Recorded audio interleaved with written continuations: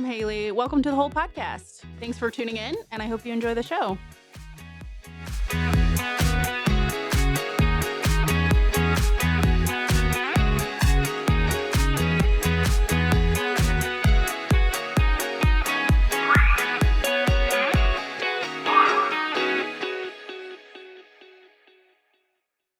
Thank you for joining us, everybody. We have a guest speaker today. His name is Troy, and he is the ADA director. Troy, did you want to go ahead and introduce yourself a little bit more and Uh, tell us your Sure. background? Sure. My name's Troy Balthazor. I'm the director at the Great Plains ADA Center. We're based in Columbia, Missouri, and we serve Kansas, Iowa, Nebraska, and Missouri. Oh my gosh, that's a lot of territory. It's a lot of territory. How do you handle all of that? How many staff do you have handling Well, that? that's a interesting question. If we were just operating off of our grant funds, we'd have about 5 or 6 staff.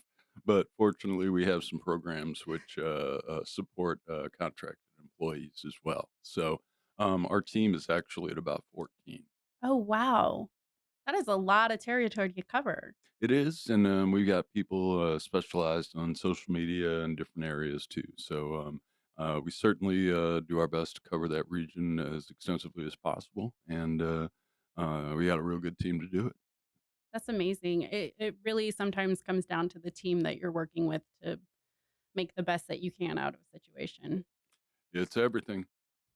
Yeah. Okay. So tell me a little bit about your educational background. How did you become the director of ADA Well, it's a Plains? long story. No, I basically started out in college. I did direct care work at a place called Woodhaven, and it was an apt name because all the people were held out in the woods and sort of hidden away. So I did direct care, and over that time was the living movement, and so I got to see, at least in Columbia, Missouri, people go from being back in hidden from society and living in neighborhoods,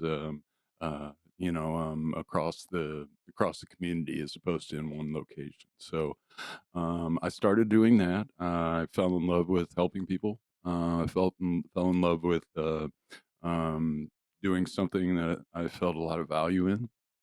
Um, at one point, I ended up starting my ADA career at a Center for Independent Living and sort of cut my teeth there, caught on at the ADA Center, and worked there for quite some time. Ended up doing some business work. So I did consulting on universal design for large corporations for a while. COVID hit and sort of shut down my travel, and I was able to catch back on at Mizzou and over time, the position opened up, and I stepped up and started directing the ADA Center. Wow. Okay. So a couple things. You mentioned the universal design. I'd like you to explain a little bit more about that. And I wanted to ask you what kind of training it took for you to get to where you are today. Sure. Well, two different areas there. So on the ADA side, it just took immersion. There's so many areas of the ADA, and it applies so differently in different work fields. The differences of how the ADA applies in hospitals versus restaurants is demonstrable, and so it's a constant learning process. But I just trained and trained and trained, and I took every opportunity I could to listen to people who knew more than I did. I went through obviously our ADA coordinator training program. That was part of it, but it was just diving in and really tackling the material and a lot of self motivation to get through it all and to catch up. And as I say, every time we enter a new realm or talk about a new someplace that some area of work or society that I haven't ventured into yet, there's something new to learn there. So with universal design, I always saw universal design as designed for all people. It's not focused on people with disabilities. It's based on 7 principles of design. And when we think about those principles of design and incorporate them, what we end up with is environments that are usable by all people to the greatest extent possible. I was able to, I was always fascinated by those application, those 7 principles, and was able to, adapt that to the workplace, and did a lot of my, business, with, and the people who were interested in that were large corporations. They wanted to show how they were different, how they were an employer of choice for, say, people with disabilities. So, I, let them know that if they pursued the universal design avenue, compliance wouldn't be an issue. Usability is what it's all about, and making better environments for us all. That's really cool. So how did employers know to contact you? Because before I started here at the Whole Person, I had not heard of the universal design. And actually, part of, well, not part, our whole building is for universal design. And so I wouldn't have known about that. So how do they know to contact you for that? Well, a couple things. First of all, universal design's a little bit beyond what our core services are at the ADA Center. Okay. It's something that's always interested me personally, and I think it's an excellent tool for those that want to go beyond, above and beyond, and want to start thinking about inclusive design for everybody as opposed to just disability. However, it's so important to have these minimum standards. It's important for builders and for educators and for employers to have that base and have an understanding of what is compliant with civil rights legislation Right. legislation in our country. So at my place of work, we wouldn't necessarily be known as like the leaders in universal design. That was something I pursued business wise, and there are groups out there that would probably focus on that. At our agency, we tend to focus more on compliance and helping people meet the letter and the spirit of the law. And a lot of times, universal design can come in as a real tool in that area. Okay. Okay.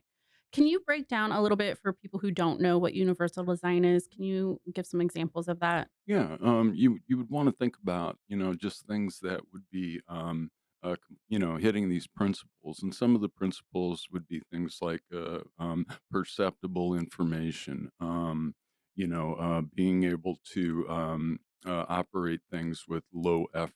So, thinking about things like wayfinding. You know, how do we promote perceptible information and get people in unfamiliar areas to understand, say, how to use a new airport?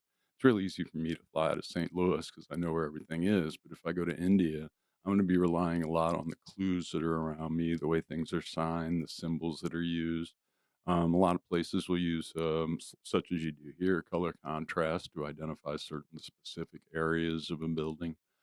So you start taking these different principles, low physical effort, perceptible information, things like that. And when we start looking at what works for people in those regards, we really start finding out how a building is most user friendly. And when we maximize that independence, when we maximize people's ability, they don't have to ask for help, they don't have to double back.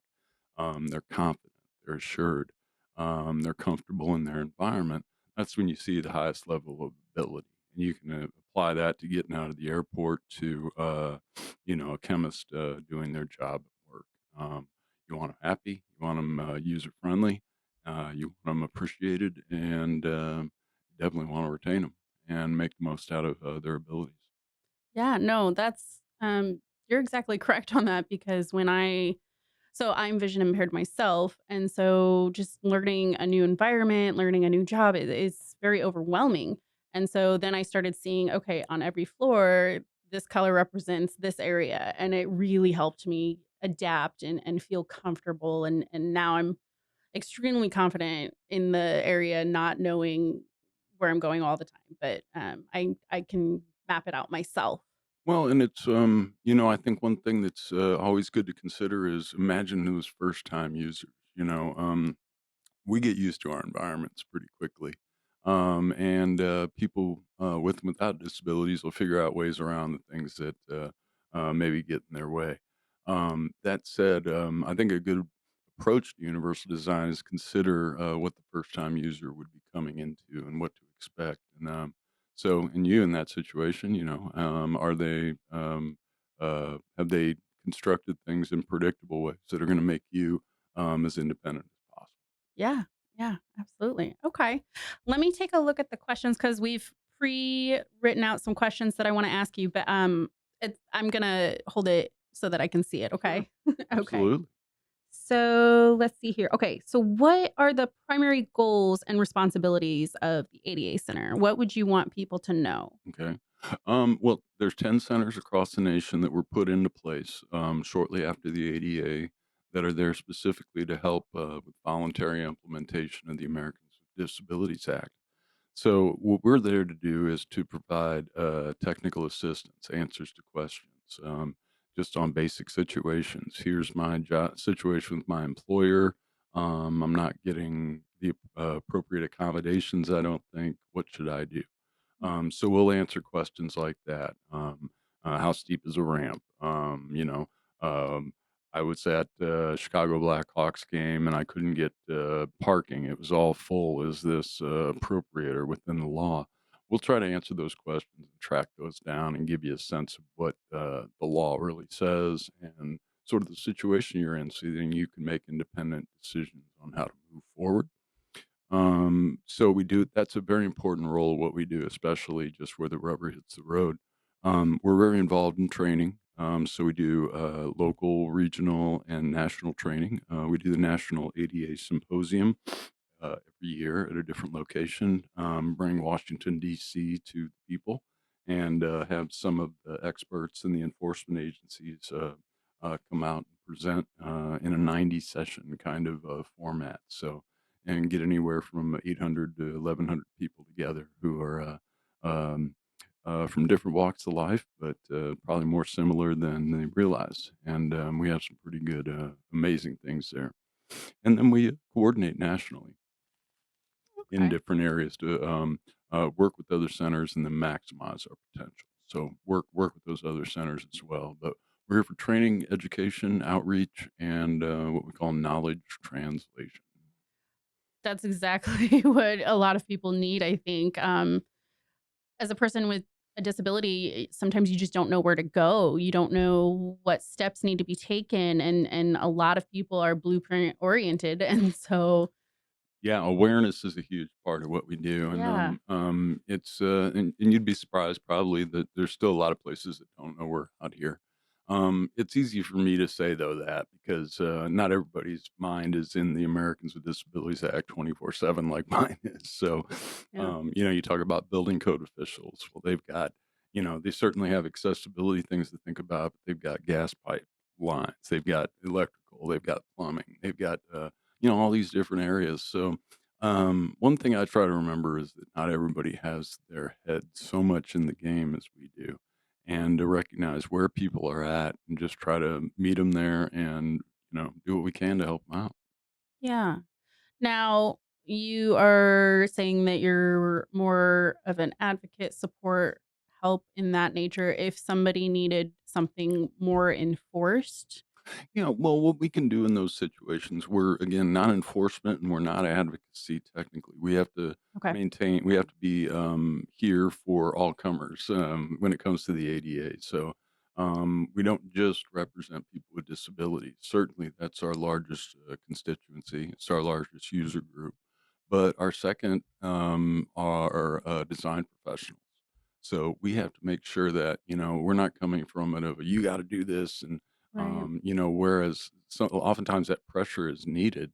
The reason they're calling us is to find out the answer to a problem that they have to move forward with, and their decision may affect millions of dollars in planning and things like that. So Mhm. but I want to stress that we do help with advocacy in the sense that people will come to us, and a lot of times, what I'll be able to do is to ask them to, ask me a question, and I'll provide this information to you, and put them in the best situation to understand their rights, Mhm. okay, their responsibilities, and maybe the rights and responsibilities of the other side as well. And again, to sort of put people in that situation, I think the most important thing for advocacy is knowledge and solid knowledge of the situation. So, moving forward with an educated approach, knowing what you're asking for, knowing what the law is, and then we can talk about how you might exercise those options to make that happen.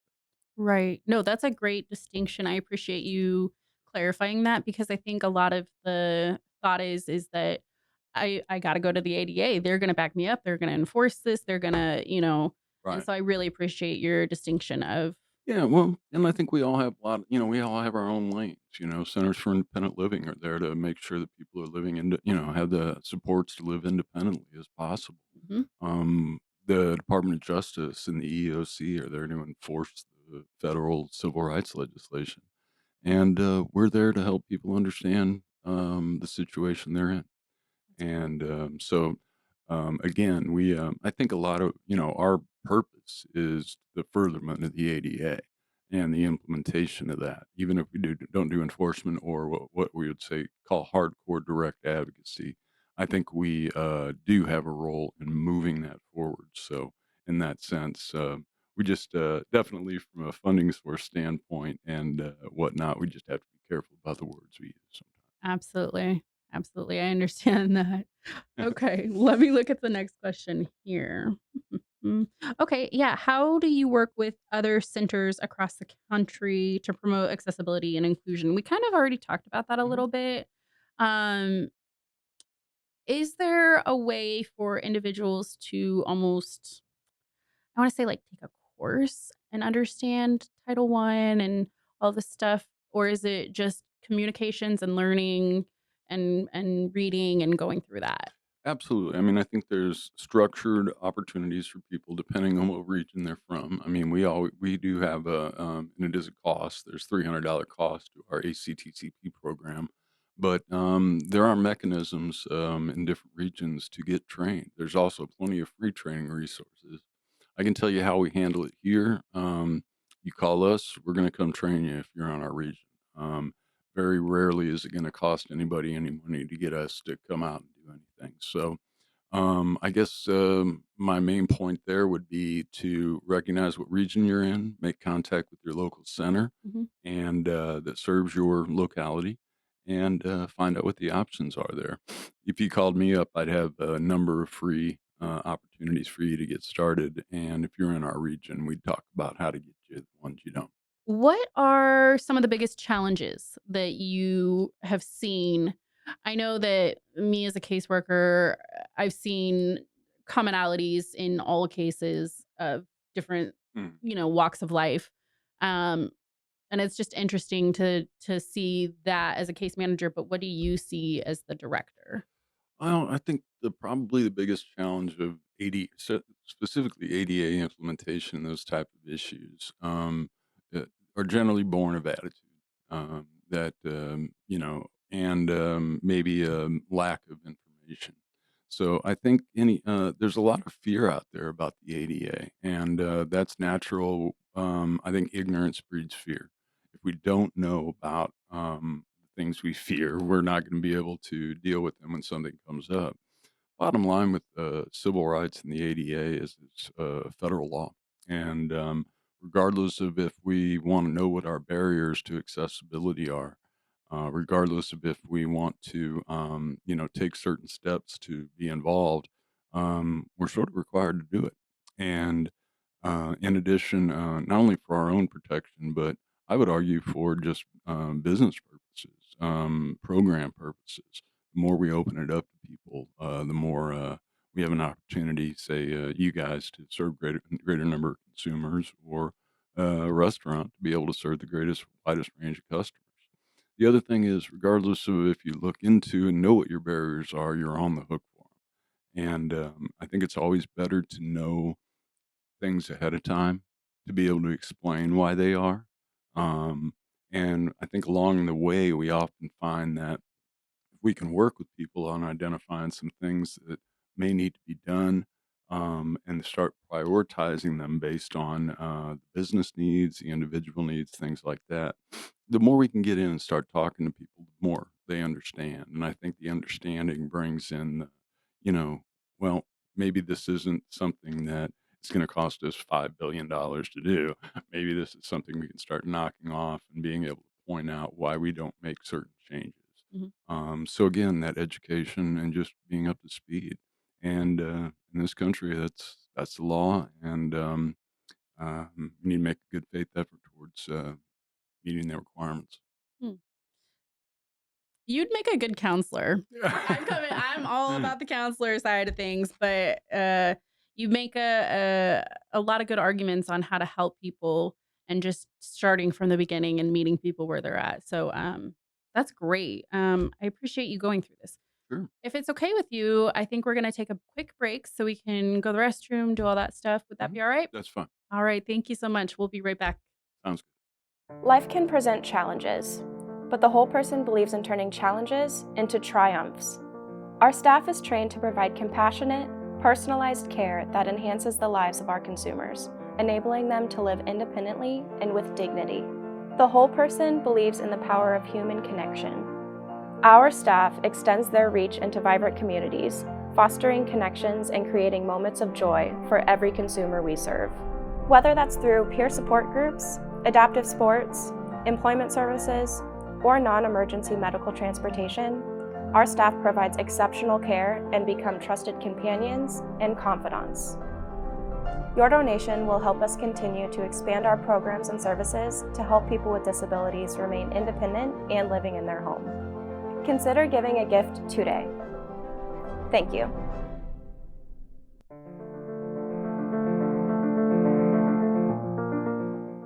All right, everyone. Thanks for joining us again after the break. We're just going to jump into some more questions here for Troy, okay? So the next question is talking about a success story. What good. is one story that has stuck with you of an individual going through some of the difficulties? Sure. Well, I always think about my friend Dawn Zetterberg, and she's a person in Colombia who uses a wheelchair. She had cerebral palsy. She did pass away this past year. But she was always fighting and fighting and fighting because she was independent, she was smart, and because of her appearance and her speech and things, people thought she wasn't. And so her entire life was a bit of a success story as far as I was concerned. I sort of was in awe of her in the sense of overcoming her parents' attitudes, her school's attitudes, society's attitudes, and being able to eventually, against all odds, be able to own her own home, get married, share her house with her husband, and actually finally got access to money that she should have had access to for a long time. And she modified her house to be just about perfect towards the end of her life. But she just kept fighting through that. But one thing that came up along her lifetime was in Colombia, we were working with a group that was working on our street standards and how we were going to build streets in Colombia, including pedestrian facilities. And Dawn was very vocal from the outset about including people with disabilities in the conversation. And through her actions and through her willingness to be out there in the streets with us and working on these things, Columbia now has street standards which not only call for wider sidewalks, but under certain designations of streets, you're looking at minimums of 5, 6, 7, 8 feet, shared use paths, trail system tie in, things like that. So, what she brought into that whole overall, what began as sort of a biking and walking kind of thing, she brought the wheel into Bike Walk and Wheel Week, and so just being present and persistence. And I know it doesn't always work. Dawn didn't succeed at everything she did in her life, but she certainly kept her nose to the grindstone and did not get discouraged. So I just like sharing that story. Yeah, no, I think it's not always talked about how difficult it is every day to be a successful independent person with a disability. And so that's great that she was able to get through a lot of the difficulties that you mentioned. That takes a lot of Well, it does, willpower. and the outcomes. Yeah. I notice it when I'm walking with my dad, and he says something about, "Boy, it seems." We're walking side by side, and I'm not in the dirt. And it's like, yeah, it's amazing, isn't it? And I can point back to Dawn, and it's one of the reasons that me and Dad are walking next to each other as opposed to in a single file line. So, Yeah. makes our community better. Absolutely, and sometimes it just takes one person to Sometimes it does, yeah. and we find ways to deal with it. A lot of the outcry would be, "Oh my god, that sounds so expensive." Well, it depends on how you go about it, and if you plan ahead, and if you design something with a goal in mind, um, let's just say things are cheaper on the front through planning than they are retrofitting them from behind. Right, right. Yeah, because you just don't know what kind of situation you'd be looking at to Yeah, go back and fix something. yeah, yeah. Yeah. Solve that sucker, move on. Okay. Let me look at the next question here. Okay, what research initiatives are currently underway at the Yeah, ADA? we're sort of the odd duck in from our funding source, in that they have a number of different programs, and they're all 100% research except for the ADA centers. Okay. So we're sort of the oddball. We have, but we do all the centers have individual research projects.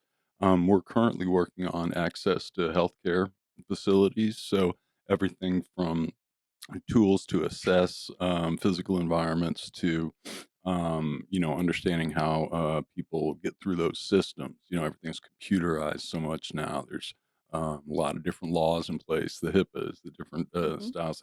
So you add in all these challenges for a hospital, and people trying to use it, and so we're focused on, sort of finding out what the status is and also what might help advance the field of medical care services, large hospital settings.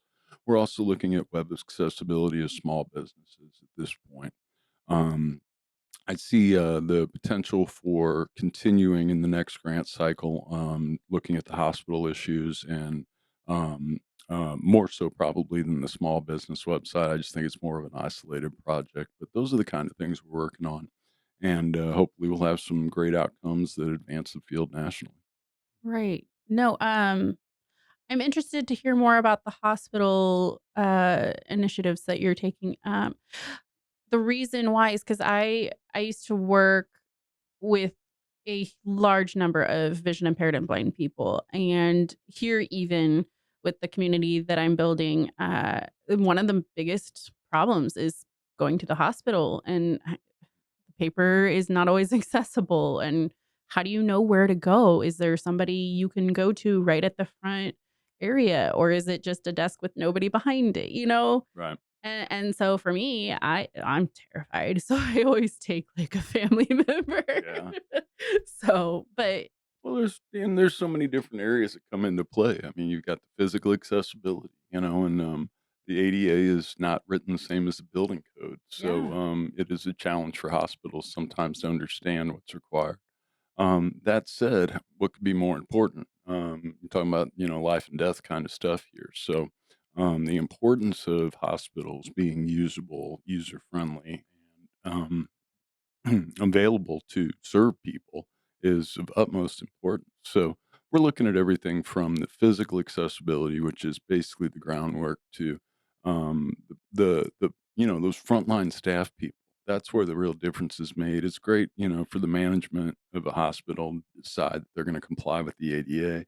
It's another thing for that person at the front desk to know what to do to communicate with somebody, to direct somebody who can't see to the elevators, who, Mhm. um, you know, um, a lot of, 100 other situations, service animals.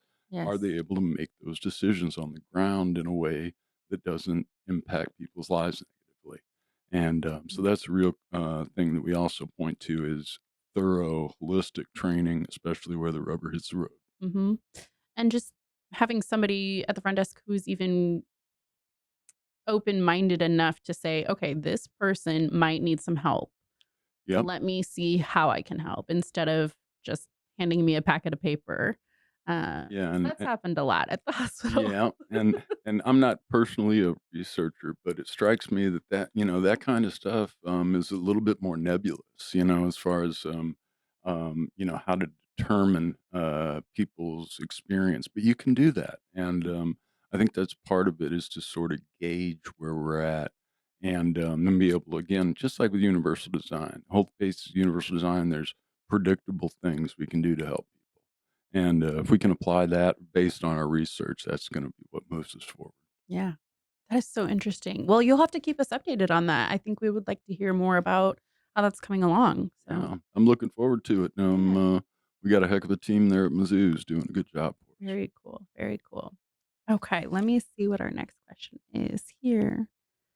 Um, okay. So, with all your background, with all your knowledge, what would you want the public to know? If you could say anything without it being Hmm. super formal or Yeah. written out.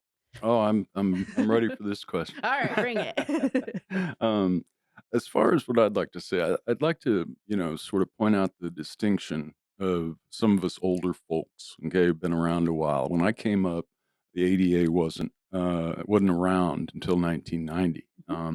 So when I was in high school, there was the deaf guy, and that was it in our schools. Okay, so now what you're seeing is a generation of people, generations of people who have lived only knowing a world where we have our rights.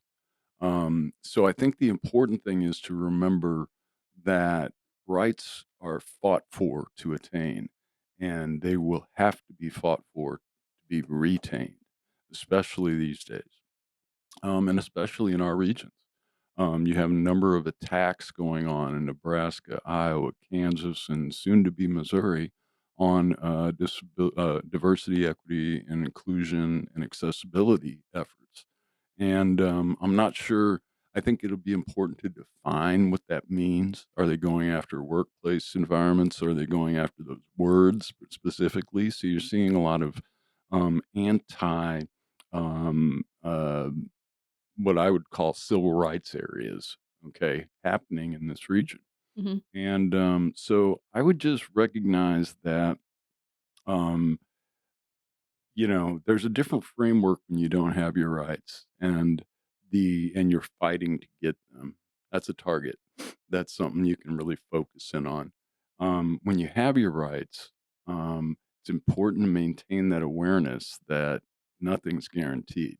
Um, we mhm, are granted our rights by a government and by the people.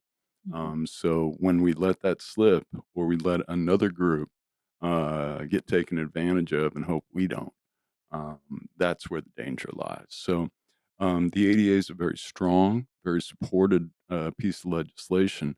But I guess what I would say is that there are attacks out there. There always will be. And I just hope people understand what is involved in holding on to the progress that we've made. Absolutely. Yeah. That's a tough thing to even know how to go about doing sometimes. It is. Um,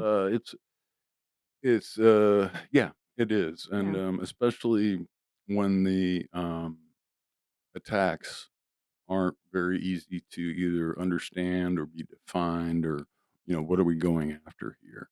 Mhm. I think we got to be careful not to um, pitch everything in an effort to solve one issue. Right. And if the issue is that people think that certain groups of people are getting preferential treatment in employment, well, that's one thing. But if you got something against diversity, you got something against inclusion, you got something against equity, you Mhm. got something against accessibility, well, you got something against our civil rights laws. Right. It's important to be able to share the knowledge of where we came from and get that across to myself as the generation, and generations after me.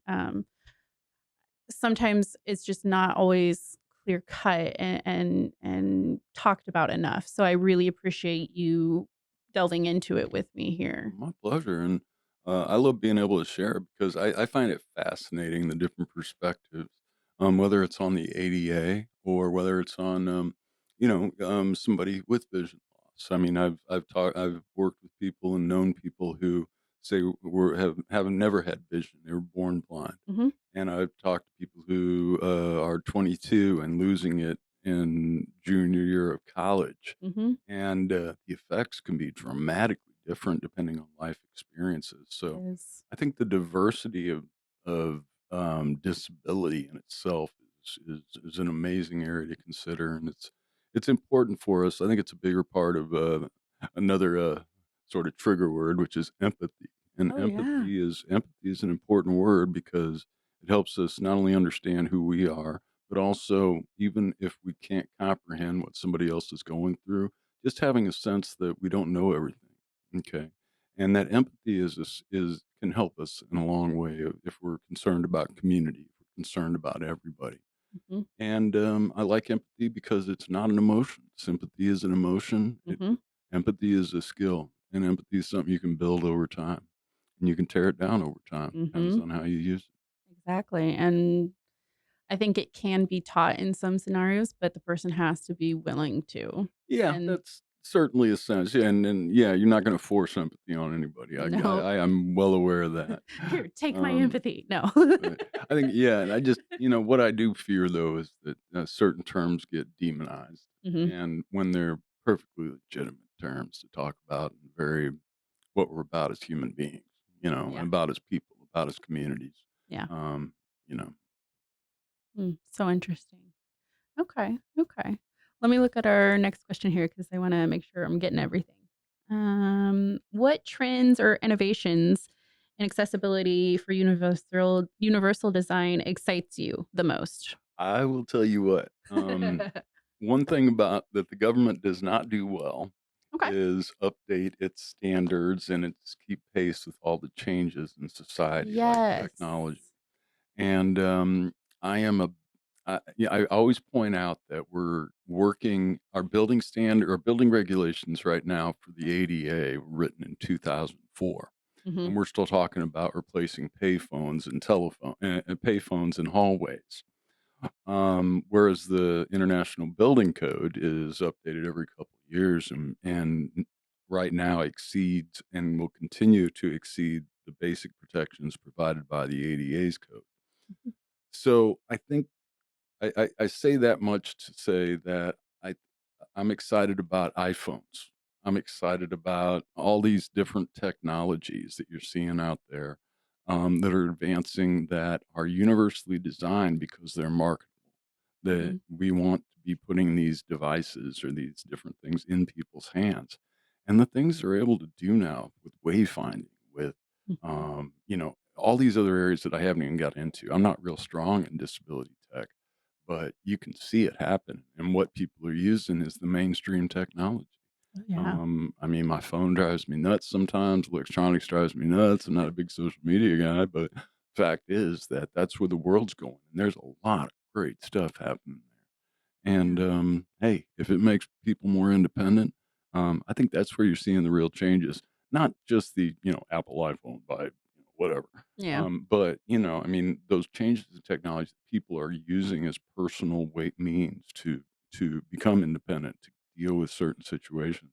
That excites me. I like bionics. I think there's some interesting changes to come in how we get around. Um, Self-driving vehicles Oh my gosh, yes. scare me to death, Yes. but my friend Dawn was like, "Get them in here quick." Yes. So, there's a lot of areas out there that are, it's that new frontier, so Mhm, it's sort of scary, but, I think you're seeing so I wouldn't point to anything coming out of a disability movement. mhm. I would point to the things that are coming out and are marketable as products for society and making things easier. Yeah. Okay. Well, Troy, this has been an excellent conversation. I think I've learned more about the ADA than I knew growing up with a disability. So I appreciate you coming in and helping to explain some of this. And if it's okay, we're going to go ahead and put your information up on the screen. So if people have some questions, they can reach out to you. Absolutely. And Okay. if you put the 800 number up there, wherever people are seeing this, Mhm. wherever their area code sort of based, it'll go to that regional center. Okay. So that's a good way to go. Okay. Well, Um, and thank you for allowing us to come out. I mean, we're partners in this whole thing, and absolutely. it's just nice to be able to come out and but that's our job. We want to cut through um, and simplify things while recognizing that individual situations are complicated and need attention. And very glad to be able to spread the word for this opportunity. Thank you so much. Yeah, anytime. You are welcome back anytime. We look forward to any updates or any new information that we might need to know, okay? Sounds great. We're Thank here for you. you. Thank you so much, and thank you, everybody, for joining us today. All right, everyone. Thanks for joining us today on our podcast. Today, I'm going to go through some of the monthly events that the Whole Person hosts. Again, my name is Haley Korf. I am your vision impaired host today, so bear with me. I've got a lot of notes here, okay? All right, the first event is Getting Social. It's the first Friday of every month. The next event is Time to Spare, and that is the third Wednesday of every month. That is our accessible bowling open to everyone who has a disability. The next event is Mind's Eye View, and that is the first Monday of every month. That is more geared towards people who are vision impaired or blind to get together and talk about some of the difficulties.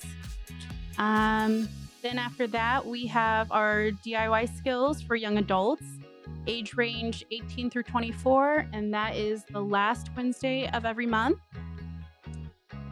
Brain Injury Peer Support Group, the second Thursday of every month.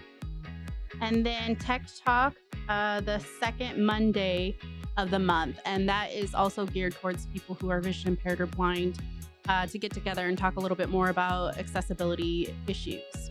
If you have any more questions, feel free to look it up at thewholeperson.org. And again, please join us for any event at any time. Thank you.